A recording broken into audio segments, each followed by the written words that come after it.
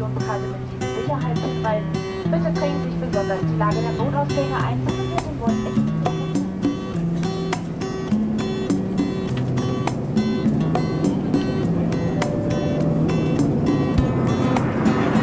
Frérot, arrête de boire s'il te plaît.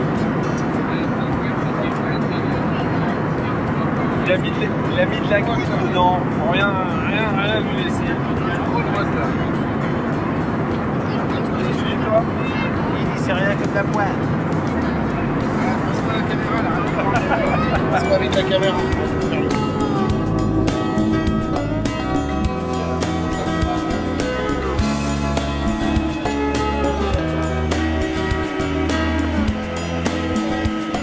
Bien fermé ton club? Ça nous allégera si on fait un peu des bagages.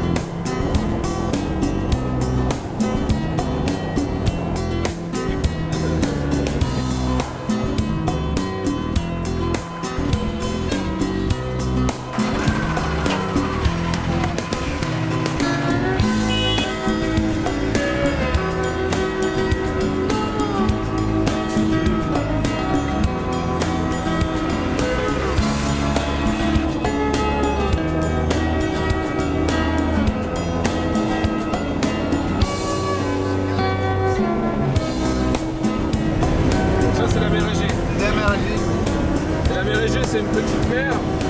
Pas très grande ou elle est grande? Elle est grande. Mais quand vous pensez Pacifique, c'est petit. Bravo Francis, t'es émerveillé? Ouais, c'est Noël pour moi. Faut que j'ai soif. Là, c'est plus Noël pour la soif. Bon bah voilà, ça fait 20 heures qu'on est parti de chez nous. 2 avions. Et puis ça fait déjà 2 heures de bagnole, il nous en reste encore 2 avant d'arriver à l'hôtel. Non, on est à 1 heure, même pas 1 heure de l'hôtel. Donc c'est un peu une aventure quand même. Bah, tu sais, on va dans cette région. Là, on a Edromit ici, là. Et on va monter en direction de Sanakale. Ouais, French craqué. Bon alors, l'orangeade. Super. C'est bon hein? Good. Ouais. Very good, very good. French craqué. Çok güzel. İç. Sakallı. İç bakalım. Şerefe. Hadi şerefe de. Je dois faire une application. Sakallı içecek, sakallı. Beyler, hiçbir şey oldu.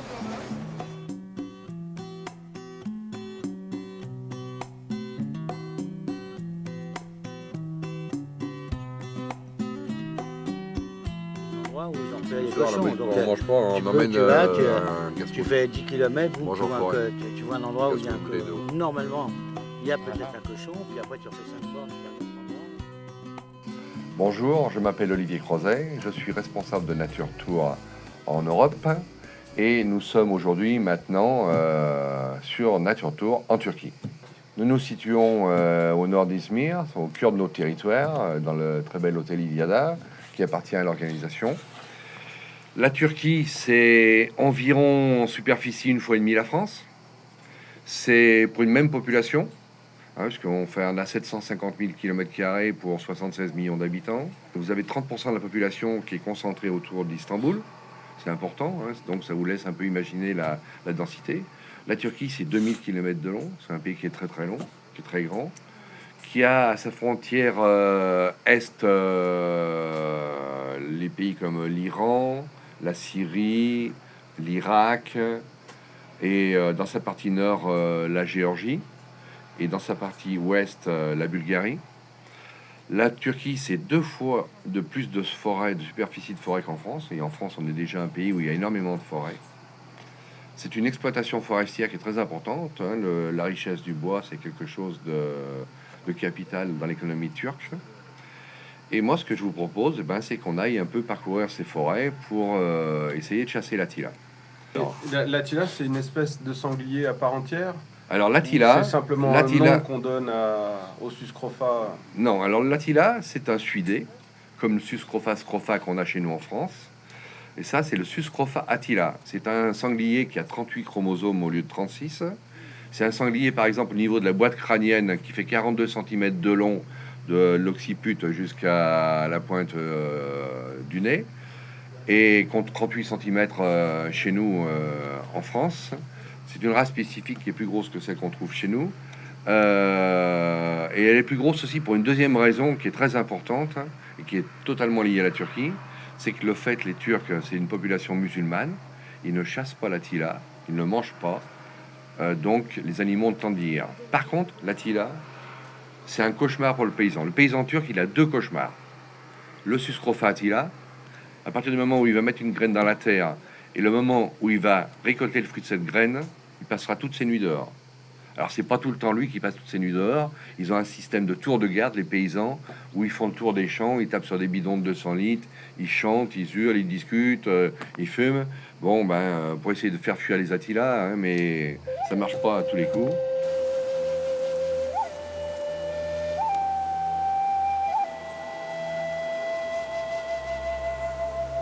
Donc nous voilà dans notre affût. Il est quasiment 8 heures. La température est très agréable. L'affût est à environ 4 ou 5 mètres de haut. Ça va nous laisser la place de pouvoir bouger puisque la plateforme est suffisamment grande. Nous avons un angle de tir sur notre droite.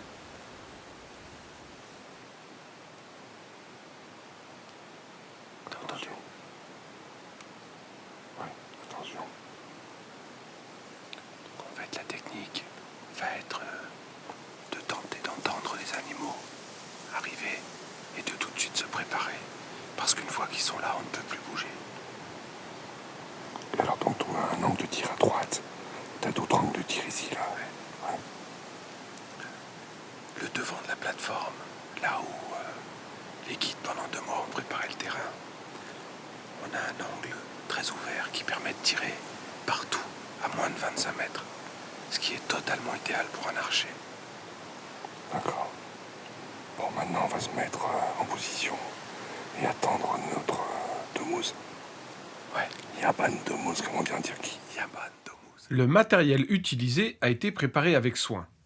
Pour cette expédition, j'ai choisi de partir avec un compound de 70 livres, un arc Martins Warthog. Les flèches sont classiques, des Biman ICS de calibre 340 non alourdis, avec un empennage plastique de 4 pouces. Elles sont surmontées de pointes Steel Force Africa, très petites et très solides.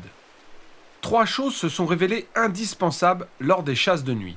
Des encoches lumineuses, montées sur toutes les flèches, sans exception, un viseur réglable en intensité à la façon des points rouges de carabine, le nouveau Truglo Power Dot a parfaitement rempli cette mission. Ainsi qu'une lampe tactique à LED pourvue d'un commutateur à pression, scotché sur le stabilisateur au devant de l'arc.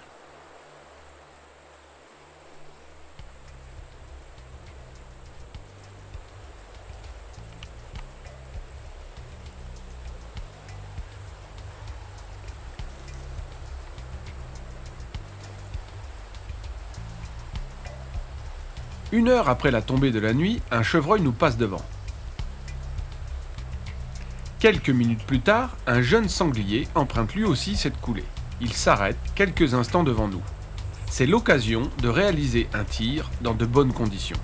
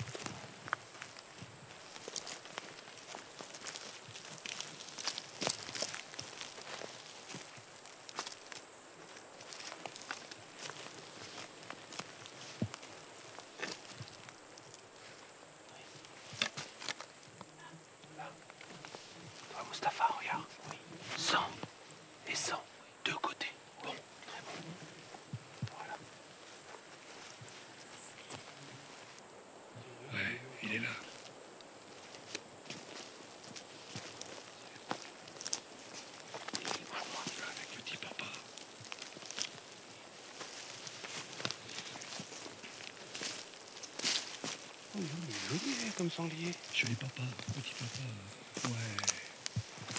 Petit Marco. Ah bah tiens, c'est un beau sanglier, hein.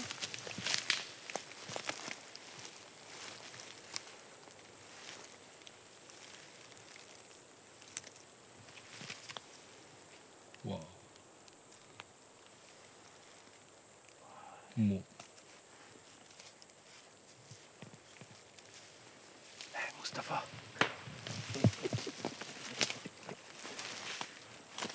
Viens là, mon ami. Bravo. C'est bon. C'est bon, hein.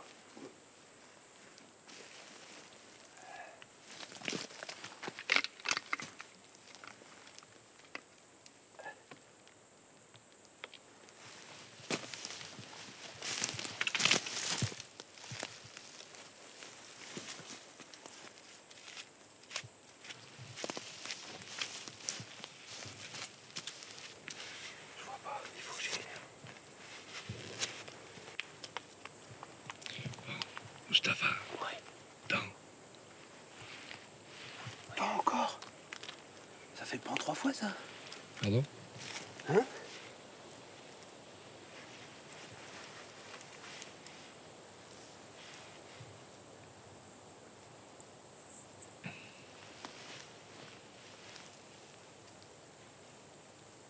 Tout de suite mort. Vite, hein. Bon, Marc. Marc, c'est une flèche de cœur, ça. Ah oui, oui, c'est très certainement une flèche de cœur. Et c'est une flèche de cœur au moment où le cœur est plein de sang. Parce que l'animal a parcouru 10 mètres. Il a pris la flèche, une accélération, il a cassé du bois. On est à 10-12 mètres de l'anchousse. Donc c'est vraiment une flèche qui a été extrêmement létale. Donc on a choisi pour chasser des pointes de flèche de lame, de bonne facture, qui sont extrêmement solides, toutes petites lames, vous voyez. C'est pas parce que la lame est petite qu'elle ne tue pas rapidement. Ce qui compte, c'est de la placer au bon endroit.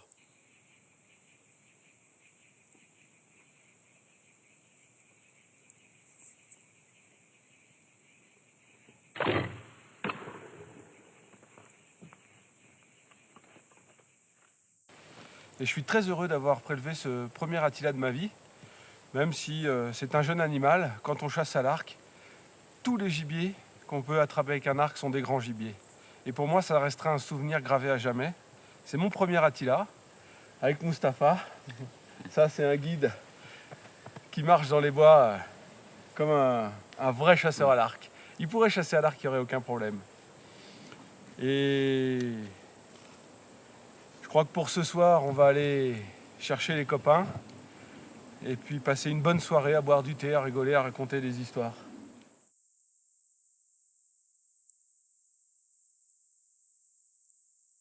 Pour reparler un petit peu de chasse au niveau du SAN Nature Tour, on est sur un territoire qui fait 500 000 hectares ici. C'est un territoire, 500 000 hectares, c'est un grand département français. C'est un territoire qu'on a en exclusivité depuis 24 ans.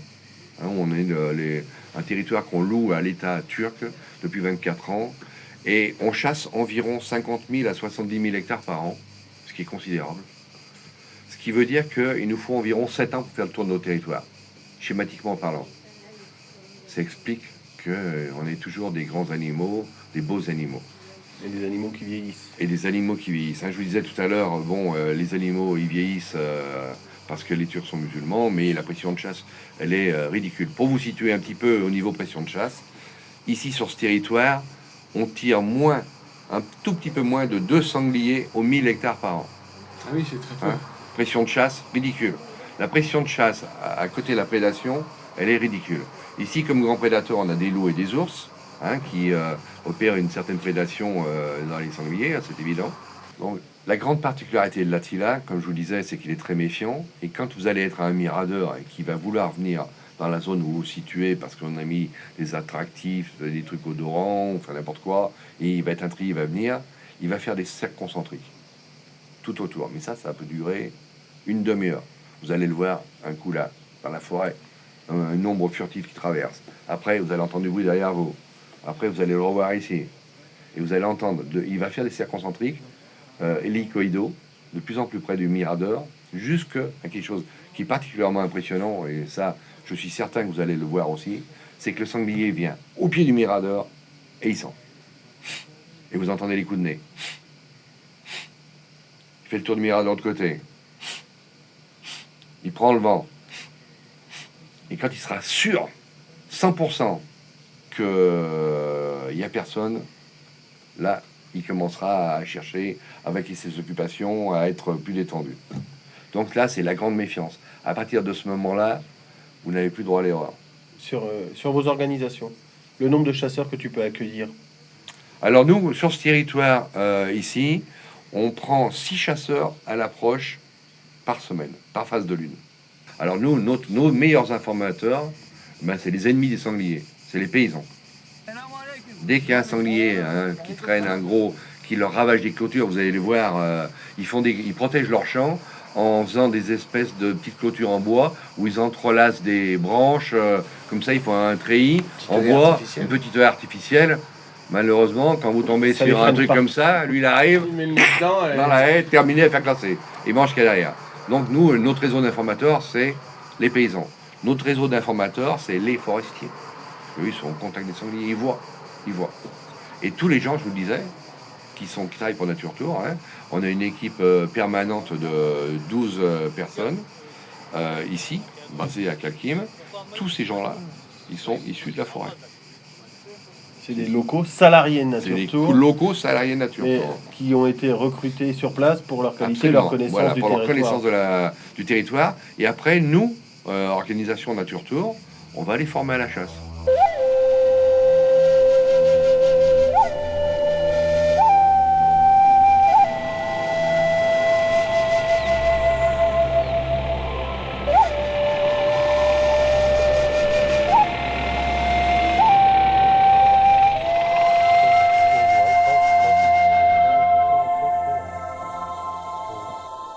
Nous sommes sur la terrasse d'une cabane qui sert aux gardes forestiers pour surveiller la forêt aux environs. Vous avez vu qu'on a là la visibilité sur des dizaines de kilomètres de loin.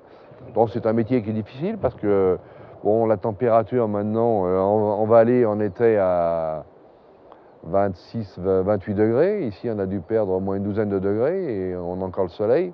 Dès que la nuit va tomber, on va descendre à 12-13.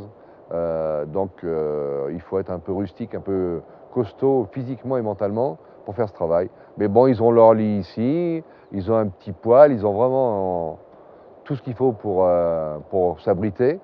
Et puis quand ils reçoivent des visites, ces gens-là, nous on va souvent chez eux, quand ils reçoivent des visites, ils sont toujours très heureux et c'est le moment de parler parce qu'ils sont tout le temps une semaine tout seuls, ça doit être parfois difficile. Mais bon, on boit le traditionnel thé, le chai, et on passe un bon petit moment avant d'aller à la chasse. Et on manque jamais de venir les saluer parce que c'est des gens qui sont charmants. Là, on est dans la maison du garde forestier et il est en train de faire cuire des haricots. Et il m'a préparé une assiette pour que je goûte. Dynamite. C'est pas dynamite. Mehmet, pour moi, Yavash, petit.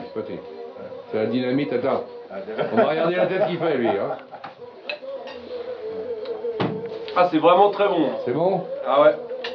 Alors, ça c'est quelque chose qu'on doit remarquer avec attention, c'est que une fois arrivé en Turquie, on apprend ce que c'est que l'hospitalité. Tous les gens sont souriants, sont accueillants, ils sont toujours prêts à nous rendre service et ils sont toujours heureux de nous voir. Ça, à l'échelle planétaire, ça commence à devenir rare quand même. Alors ça, c'est mes deux copains turcs, ça. Kadir, qui est le chef de la forêt et de la chasse sur la région, que je connais depuis déjà 4-5 ans. C'est un garçon super gentil. Et Mustapha, qui est mon guide préféré, Mustapha. Et avec Mustapha, no stress, no panique. Merci. Mustapha, spécialiste chai. Hein?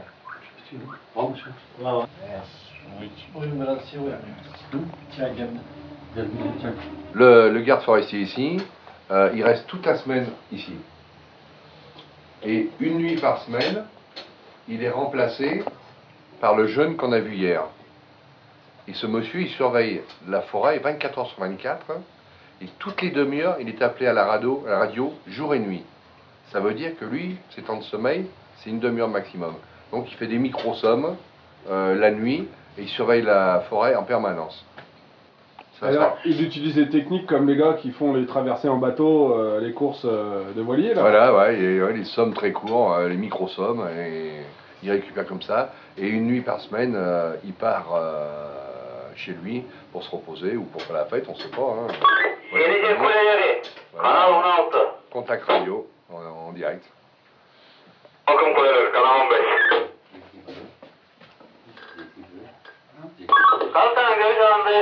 Başarıyla görüş alanında yangın yoktur.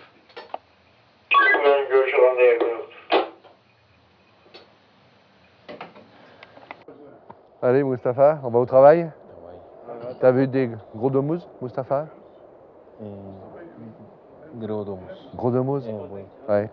C'est avec lui que j'ai chassé la première fois en Turquie. Et c'est avec lui, pratiquement, je chasse tout le temps. Parce qu'on s'entend bien, on se comprend bien. Et je peux dire que Mustapha, il m'a vu naître, synergétiquement parlant, sur la chasse en Turquie. Et il m'a dit la dernière fois quelque chose qui m'a fait très plaisir. Il m'a dit, Olivier, tu es devenu un meilleur chasseur. Mais bon, je suis très loin d'atteindre son niveau parce que Mustapha, lui, il pense comme un sanglier, il voit comme un sanglier, il entend comme un sanglier et il sent comme un sanglier. Gros de mousse, Mustapha. Ok, allez, on y va. No stress, no panique. No stress, no panique. Allez les copains, finish. Alors, Mustapha, ce soir, a décidé de commencer par pircher sur 2 postes préparés pour aller voir s'il n'y a pas des sangliers qu'on pourrait tirer de jour, ce qui rendrait la chose un peu plus facile. Ensuite, on va faire un petit affût sur un mirador prévu spécifiquement pour les archers. Donc, ce sont des miradors qui sont ouverts et camouflés avec des filets. Des postes qui sont très bien fabriqués, solides, qui font pas de bruit et qui permettent aux archers de parfaitement tirer des flèches. Ensuite, on va attendre que la nuit tombe et on va pircher tranquillement, comme on a fait hier soir, tout doucement, en approchant les postes préparés et en espérant rencontrer un gros sanglier. Par contre, ce qui est très agréable, c'est que chez Nature Tour, ils ont des guides qui marchent, mais alors sans faire aucun bruit. Nous, derrière, on a l'impression d'être un troupeau d'éléphants dans un magasin de porcelaine. Mustapha est un spécialiste. Ici, on l'appelle la fouine. Il arrive à marcher sur des sols, gravillons, pierres, etc. Il fait pas un bruit. C'est absolument incroyable. Et c'est surtout très intéressant à voir. On va tenter de découvrir le secret, la façon dont il pose son pied par terre. Mustapha, on y va? Ok, On va chasser le domus.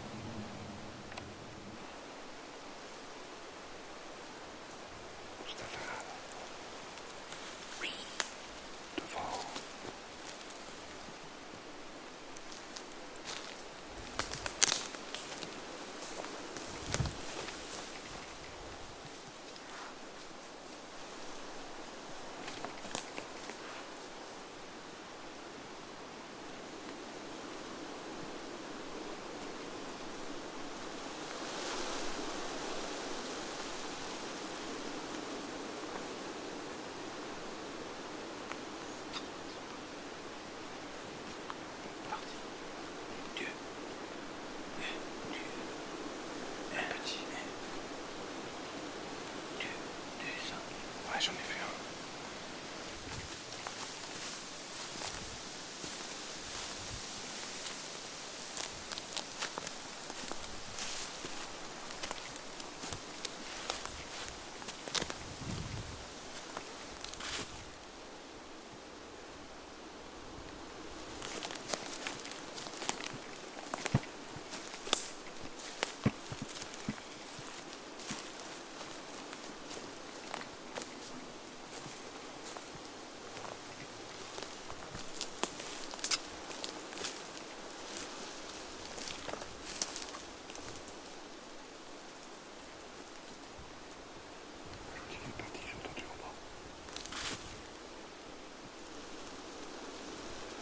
Si jamais j'avais été prêt quand il m'a éclairé la première fois, je pouvais tirer.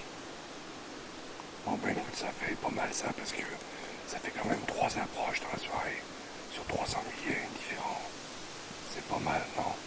Ah bah c'est amusant. C'est surtout une chasse extrêmement amusante parce que c'est une chasse qu'on ne connaît pas. Il faut appréhender par exemple la marche de nuit, qui est très difficile. On a l'impression qu'on peut marcher comme ça dans les bois, mais ça n'est pas du tout vrai. On a des pertes d'équilibre par moment. Et c'est vraiment la chasse avec un grand C parce que on a du mal à savoir où les animaux sont. On est obligé de vraiment être très attentif avec les oreilles et avec les yeux, même si parfois les yeux nous trompent. avec mon ami Mustapha, on va essayer d'en tirer un quand même avant la fin du séjour. Gros domus. Gros. Patience. Patience. Ça va venir. Après. Inch'Allah. Donc, eh bien, ce soir-là, on a pris beaucoup de plaisir en forêt, dans cette montagne Case, parce que on a réussi à tomber sur un groupe de sangliers et on les a suivis toute la soirée. On avançait derrière eux à une centaine de mètres, on a réussi à grignoter un peu de terrain, et puis on est arrivé à 20-30 mètres, quasiment à pouvoir tirer, et ensuite on est rentré dans la forêt derrière eux. Alors effectivement, on faisait du bruit en marchant, puisqu'il faisait nuit noire dans cette... et on voyait pas où on mettait les pieds, donc on faisait craquer quelques branches. Mais ça gênait pas tellement les sangliers, parce que eux aussi, quand ils sont à l'aise en forêt, ils se déplacent et ils font un peu craquer les branches. Donc cette soirée a été vraiment...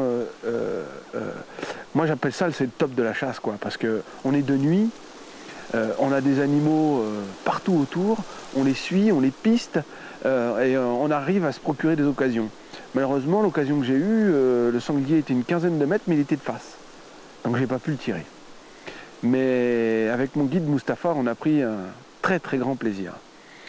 Mon caméraman Olivier était aveuglé par l'écran de la caméra et donc était obligé de me mettre une main sur le sac à dos pour savoir où il fallait aller, parce qu'il ne voyait plus du tout. Il voyait plus clair en forêt. Et c'était vraiment, vraiment très intéressant de pouvoir suivre ces animaux comme ça, de nuit. On les entendait grogner, ils soufflaient, ils s'arrêtaient, ils repartaient. Ils nous laissaient 30-40 mètres. Ils étaient 30-40 mètres devant nous. À un moment, on a réussi, ils sont partis et ils essayaient de nous contourner pour venir prendre le vent. Mais nous, à chaque fois, Mustapha avait compris la combine et Mustapha coupait les sangliers pour éviter qu'ils prennent le vent. Donc à chaque fois, on se retrouvait 30-40 mètres, et puis à un moment, on les a eu à 20 mètres. Malheureusement, ils nous arrivaient de face. En fait, ils redescendaient pour prendre le vent. On n'a pas pu tirer, mais on a pris beaucoup de plaisir.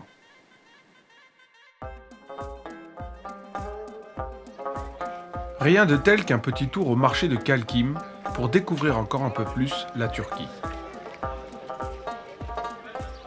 Il y règne une atmosphère chaleureuse et les étals des vendeurs de fruits et légumes se succèdent dans un camailleux de couleurs vives. Avec le développement des produits écologiques, fruits et légumes naturels sans hormones sont en bonne place sur les étals. Ici, pas de superflu, juste le nécessaire pour vivre correctement. Ce bain de foule improvisé nous rappelle combien nous sommes heureux, la nuit, à courir derrière les sangliers.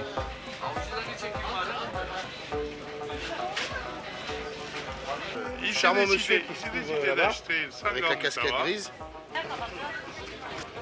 J'ai goûté, il m'a fait une cigarette de tabac local. J'ai goûté sa cigarette puisqu'il m'a fait un tube. J'ai voulu lui en acheter 100 grammes et en fait il me les a offerts. Royal, la Turquie.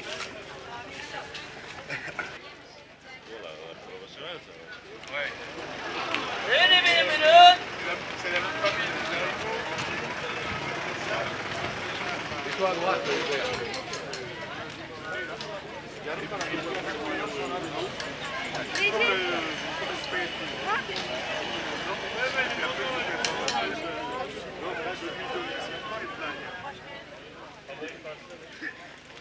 vaut 2,50 € le kilo, ça.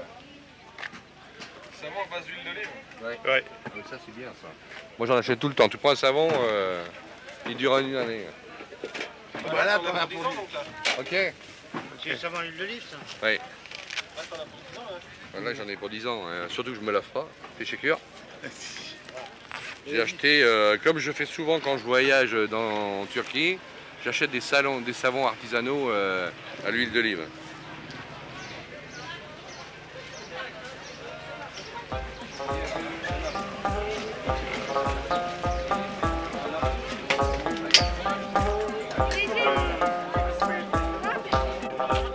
Alors, ça va?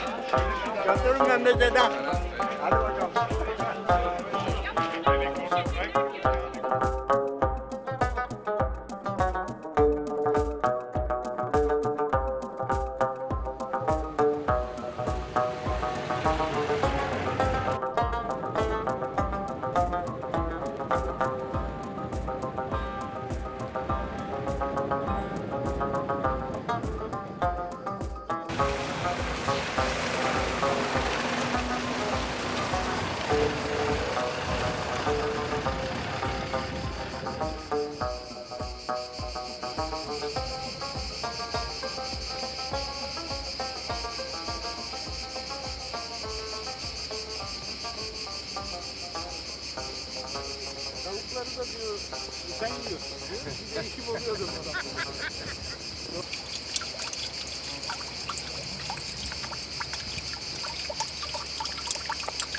Alors vous voyez, dans ce petit village qui est dans le haut des montagnes, moi ça fait 3 jours de suite que j'y passe. J'étais étonné puisqu'en fait ce sont des très très vieilles maisons. Ils sont à peu près 300 habitants sur ce petit village. Et le plus étonnant, c'est qu'il y a un bus qui passe tous les jours. Il y a une trentaine de kilomètres en montagne et qui emmène les enfants à l'école. Là franchement, ça leur permet d'être instruits. Arrivés à 18 ans, ils partent, ils quittent le village et ils vont dans la ville la plus proche. Donc ils ont l'électricité, ils ont des frigos, ils ont des télévisions malgré l'apparence des maisons. Et les enfants vont à l'école. Bien, tu vois. Il va nous poser au mirador, tous les deux. On va rester au mirador tout seul. La voiture, il faudra qu'elle soit loin de nous quand même. Et on le rejoindra quand on aura, dans la voiture quand on aura fini de chasser. Ok monsieur. Tu vas Daha önce yaptığımız gibi arabayı biraz uzakta bırakacaksın. Yol çökmeli olabilir. Onları bırak yerine. Si tu t'es paumé, on prend une radio et on appelle à la radio. Moi, à la radio, je vais lui dire OK et puis il vient nous chercher. Fazla telsiz var mı yanında? Déjà, je me perds tout seul. İkisi seninle geliyor. İnekli miradora koyuyorsun onları. Tamam mı? Ondan sonra bittiği anda, bittiğinde bunlar sana doğru gelecek.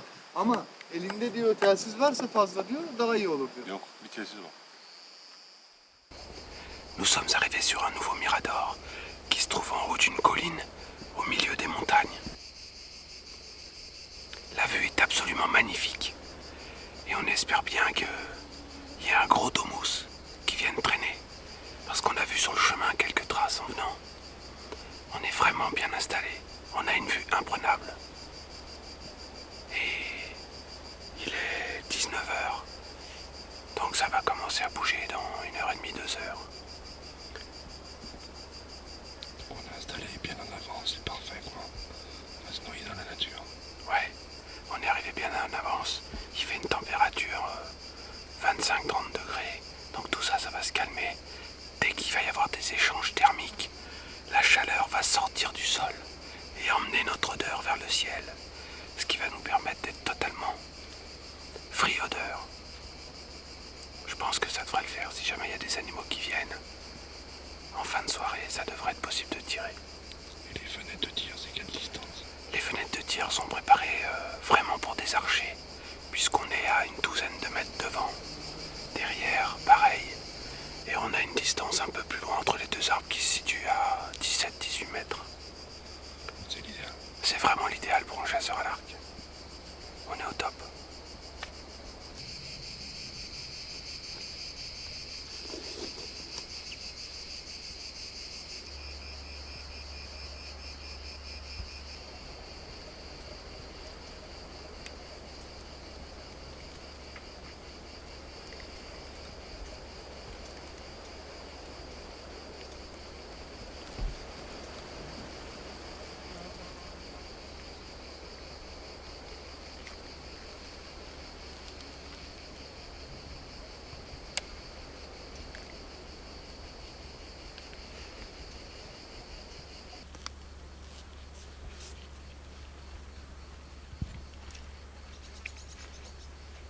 C'est pas ça que j'ai vu, c'était tout noir. Ce que j'ai vu.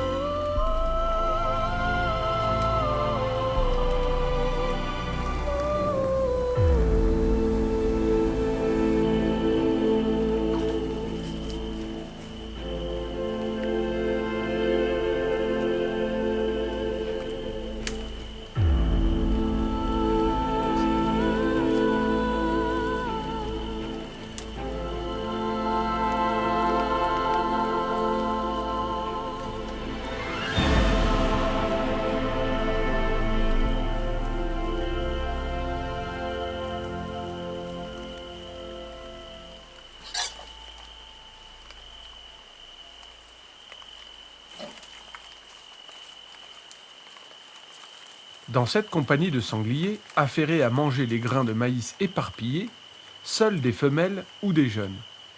Pas de mâles adultes. Nous restons sans bouger, tapis dans la nuit, attendant son éventuelle venue.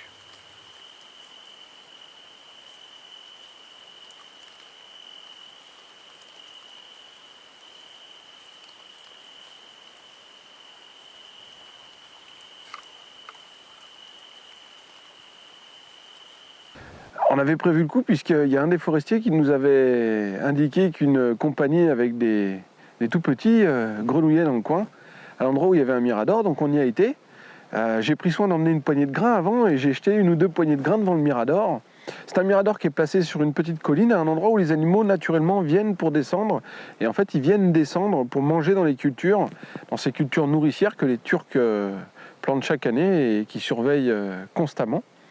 Et 1 heure après la nuit, après la tombée de la nuit, on a eu cette compagnie d'animaux qui est arrivée, appâtés par ces 2 ou 3 poignées de grains, et ils ont mangé la totalité des grains qui se trouvaient là éparpillés. Ça a duré un petit quart d'heure, et on a pris énormément de plaisir. On avait une première laie qui, elle, est venue assez aisément sur la place qu'on avait préparée, et elle nous soufflait, elle grognait, elle savait bien qu'il y avait quelque chose qui n'était pas normal, mais il y avait tous les petits autour qui mangeaient, ils étaient tranquilles, et donc elle était bien obligée d'être là.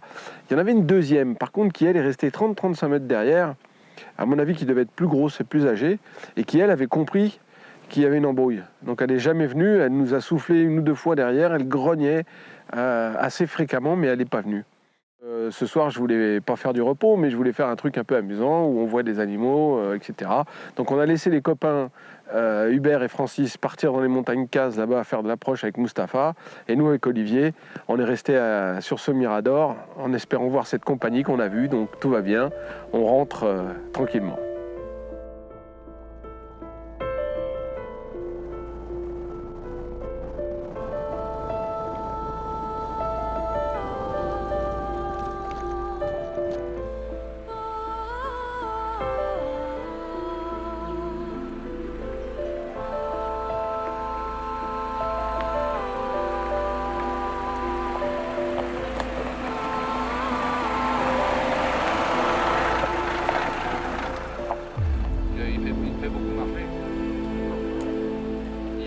Çok yürütüyorsun Ondan tarlada bekleteceğiz. 2 tane büyük domuz var. Onun için buraya gel, yarın domuz kesinlikle bunu yani. Ölmüştür yani. Domuzun altından geçiyor. En ufak seste domuzların gidip de gelmeme şansı yüksek yani. Tam dibine Il dit geçiyor. qu'il faut être un peu prudent parce que les sangliers viennent derrière vous, ils passent dessous. Il faut être un peu prudent. Mirador'un merdiveni zaten domuzlar çamura yatıp sürülmüşler yani göreceksin. Et le vent? Vous allez voir Ouais. l'échelle. Ouais. Et le vent, il est comment là-bas? Rüzgar nereden geliyor? Rüzgar böyle gider yani aşağıya doğru. Yani koku alma ihtimali çok zayıf. Almaz zaten büyük ihtimalle. C'est impossible de sentir. Yani domuzda da rahat Ouais. atma şekli var. Impossible de sentir. Et İki, tirer, c'est... Et il İki est tane- assez haut. 2 adet domuz geliyor. Bir Il y a 2 sangliers qui visitent. normal bir erkek geliyor. Bir tane de Un sanglier normal, un papa, bir tane de sürü geliyor. et un bande de sangliers. Okay. Diğer tarafında hem büyük domuzun izi var hem de karışık sürünün izi var. Il dit Ama- que j'ai pas moi. Ama büyük J'ai pas ihtimalle vu, moi, Ouais. les sangliers. Ouais. Mais il voit les traces. Ouais. Il dit qu'il y a un très grand sanglier. Il y a une bande de sangliers et dedans, il y a une autre grand sanglier. Ce qui est proprement incroyable dans ce pays-là, c'est la dévotion et le service aux chasseurs. Les équipes de guides et de gens qui préparent les spots d'affût sont vraiment excessivement dévoués. Ce sont des gens très gentils qui n'hésitent pas à se couper en 4 pour arriver à nous rendre heureux. Pour avoir voyagé un petit peu à travers le monde, pour moi c'est vraiment la première fois que je rencontre des gens aussi efficaces sur le terrain et qui se donnent autant de mal pour vraiment nous donner énormément de plaisir.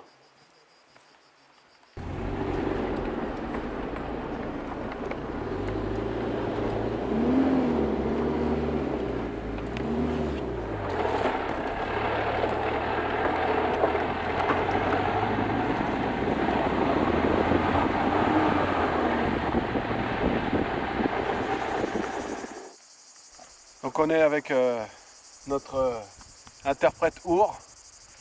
On vient de parcourir un assez long chemin dans la montagne pour aller sur un poste d'affût qui n'a jamais été chassé encore. Voilà, c'est vrai. Donc on a de grandes chances, les guides ont été faire des repérages et nous ont expliqué qu'il y avait des femelles avec un groupe de petits, que dans ce groupe-là il y avait un gros mâle qui venait de temps en temps, et il y a surtout un gros mâle solitaire qui vient. Gros mâle solitaire qui vient. Voilà, donc on espère ce soir pouvoir voir un vrai Attila. Inch'Allah. Inch'Allah. Merde.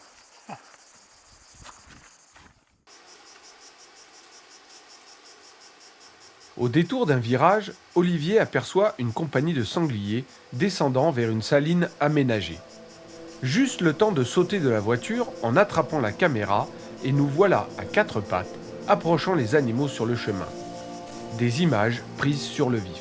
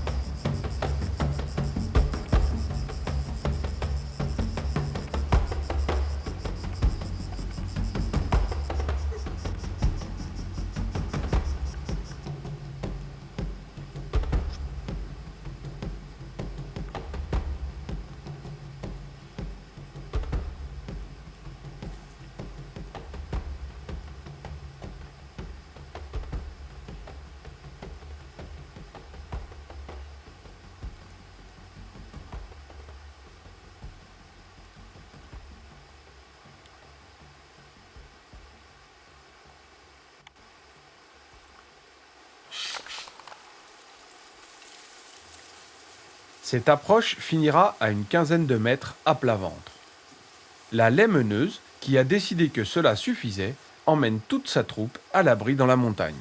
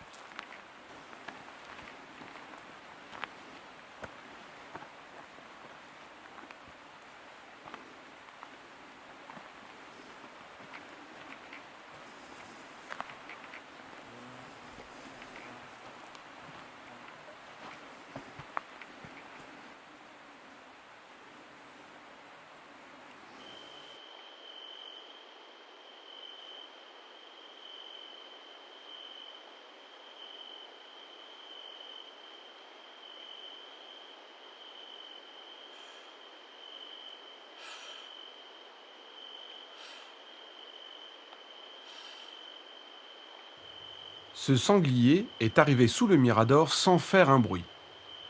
La nuit est tellement noire que je ne vois pas cet animal qui se trouve pourtant à moins de 20 mètres du mirador.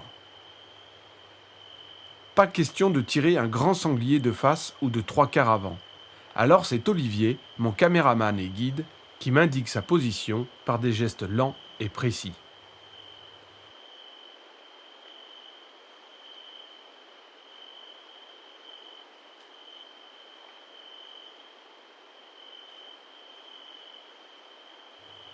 L'attente a été longue avant de l'avoir devant nous. Cela fait près d'1 heure que cet Attila navigue autour de notre poste.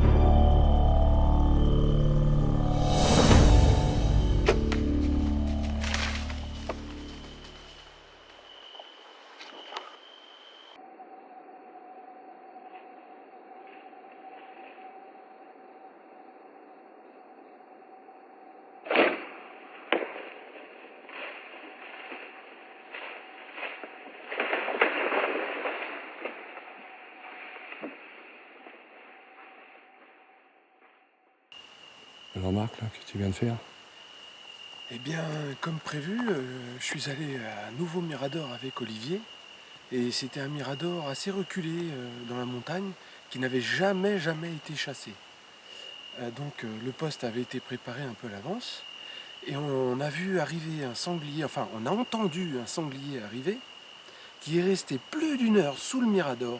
Il est venu sentir la barrière, le tour du mirador, et il est resté au moins 1 heure sans faire un mouvement et sans faire un bruit juste en dessous du mirador, histoire de vérifier s'il n'y avait pas quelqu'un là-dedans. Et puis au bout d'1 heure, il s'est déplacé lentement, il est sorti à l'ombre, Beaucoup de bruit dans la forêt turque. Il est sorti à l'ombre d'un arbre pour traverser. Et ensuite, ça a bien duré 1/2 heure avant qu'on ait une occasion de tir. J'attendais l'autorisation d'Olivier derrière parce que moi je ne voyais pas dans quel sens il était orienté. J'arrivais pas à discerner la tête du derrière. Et surtout, je voulais pas faire un tir 3/4 avant, ce qui peut poser énormément de problèmes sur des animaux de ce poids-là. Donc j'attendais qu'Olivier me donne le OK. Il me l'a donné 2 fois. La première, j'étais pas prêt, donc j'ai pas pris l'occasion. Ensuite, l'animal a bougé. Et pour la deuxième, quand il m'a donné le OK, j'ai armé l'arc, mis le viseur à l'endroit présumé du défaut, de l'épaule, Et quand j'ai allumé la lampe, j'étais au bon endroit, au défaut de l'épaule, donc j'ai réajusté un tout petit peu, la flèche est partie au bon endroit et a pénétré profondément dans l'animal qui a fait une boucle pour s'enfuir et n'a pas pu monter et est redescendu en faisant le cassant du bois, comme on appelle, ce qui présume une bonne atteinte. Bon, alors tu es content, Marc? Ah, je suis plus qu'heureux et je suis très heureux d'avoir partagé ça avec mon pote Olivier, qui m'a filmé d'ailleurs, puisque en fait il se trouve juste derrière la caméra aujourd'hui. Et c'est vraiment une aventure extraordinaire. C'est un pays extraordinaire, des gens extraordinaires et il y a des animaux extraordinaires. Ça fait partie vraiment des challenges à réaliser pour un archer. Donc avec des émotions extraordinaires. Ah ouais, des poussées d'adrénaline, comme on en a rarement. Hein. J'étais pris de tremblement là-haut, je savais plus où j'habitais. Mais bon, c'est la chasse et puis il faut, avec un peu d'expérience, on arrive à maîtriser ces émotions-là au moment du tir. Donc j'ai vraiment pris beaucoup de plaisir. On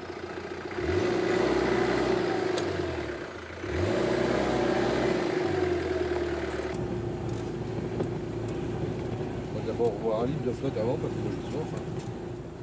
On a dépensé de l'énergie.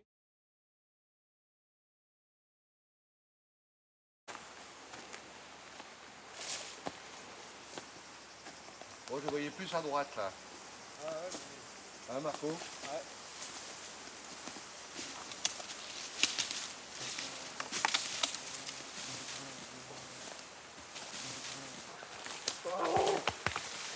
Oh le bastard, mon livre. Oh putain. Oh, merci. Merci. Ah merci, tu fais pression, Marco. Oh frérot. Putain. Oh dis donc. Exactement, on avait dit hein. Allez, deux. Oh putain. Oh putain, regarde la masse. Avec mes larmes, regarde mes grands. Regarde les étangs. Il y a pas la tête.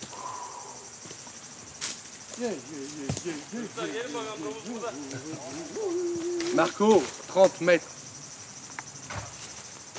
Et Jacques, 30 km. Voilà la fin d'une grande aventure. C'était pas simple mais on a réussi quand même.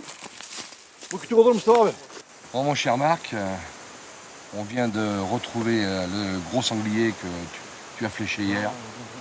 Tu m'autorises à dire fléché maintenant parce que... Bah oui, puisque maintenant on l'a retrouvé, il est bien mort. Il est mort. Et puis donc c'était une flèche parfaite, une flèche de cœur, vraiment parfaite. L'animal est parti sur la droite de 30 mètres, c'est tout à fait ce qu'on a compris, entendu hier. Oui, il a boulé un petit peu, après il est reparti sur la droite. Après on entendait qu'il avait des grosses difficultés respiratoires. Hein. Il faisait comme ça. Ouais, en fait ce qu'on a entendu ce sont les derniers soupirs, le râle de... Voilà, le dernier soupir. Et ben, écoute, Saint-Hubert nous a honoré d'une très belle capture. On a prélevé vraiment un somptueux animal qui a été très intelligent, vraiment très intelligent. Ce qui m'a laissé penser tout de suite, j'ai vu qu'on avait affaire à un gros sanglier, un gros mâle adulte. Tout de suite j'ai compris. C'est pour ça que j'ai été un petit peu directif au mirador en te disant ne bouge pas, ne bouge pas, ne bouge pas. Il nous a fait beaucoup souffrir. On l'a vraiment mérité cet animal. Mais maintenant la récompense elle est vraiment extraordinaire. Inespérée. C'est vrai que ça a duré un très long moment et que dans ces cas-là on finit par être tétanisé, avoir des crampes, avoir des fourmis dans les jambes. Mais c'est ce qu'il attendait. Et en fait il a fallu que tu me remettes dans le droit chemin psychologiquement et ça a été très important. C'est vraiment un très beau pays et c'est un très grand pays pour la chasse. J'ai vraiment passé une semaine extraordinaire avec un animal extrêmement difficile à chasser. Tu m'as appris énormément de choses. Mustapha, notre guide, nous a appris aussi quelques trucs très importants sur l'animal. Et c'est vraiment autre chose que les sangliers de chez nous quand même. Tout à fait. C'est un animal qui est très sauvage, qui est très méfiant parce que, comme je te disais, il y a des grands prédateurs, des loups et des ours. Donc là, tu as vu celui-ci, il est arrivé au pied du mirador, il a senti le pied du mirador, il est resté 1h15 environ au pied du mirador, sans bouger, en disant s'il y a quelque chose au-dessus, ça va bouger un moment. Et après, il a senti pendant encore un quart d'heure, pour être vraiment sûr, il avait tous les sens en éveil. Et ce superbe animal, il s'est quand même décidé à sortir. Il est sorti dans la pénombre, il est resté dans le noir, ça a été très difficile. Mais la difficulté, ça apporte encore beaucoup de choses. Ça apporte énormément. On a eu une poussée d'adrénaline extraordinaire. Voilà. Moi, je voudrais te dire aussi quelque chose, Marc, de très important pour moi. Que j'ai eu beaucoup d'émotions dans cette chasse, mais vraiment beaucoup d'émotions. Et j'ai partagé le plaisir que tu as eu de chasser ce bel animal. Et moi, je dis toujours qu'un plaisir partagé, c'est un plaisir multiplié. Ah, ça, c'est évident. Et là, c'est d'une évidence. Je suis allé au nirvana de la chasse. Je suis allé dans les bras de Saint-Hubert. Et après cette tension extrême, on s'est écroulé littéralement, épuisé, mais épuisé. Fatigant. On était tétanisé par l'immobilité. Vraiment, c'était très beau. Et maintenant, on va faire quelque chose qui est très important, parce que cet animal qu'on a prélevé, on l'a prélevé correctement, il est mort tout de suite.